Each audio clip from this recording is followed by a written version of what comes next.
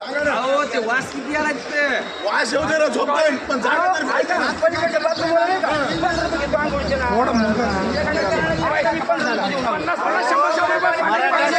मराठा समाज एवढा शांत आहे. रात्री 3 वाजता इंजन आणायची काय काम नव्हतं.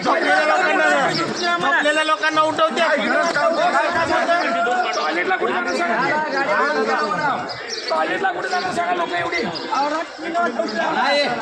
एवढे टांगर खाली सगळ्यांना जायचं एखाद्याला लागल्यावर कोण जिम्मेदार आहे मालगाडी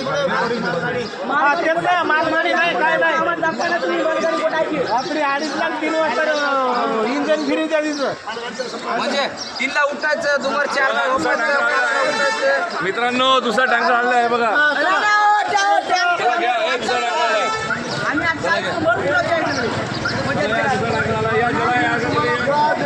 या 2 टँकर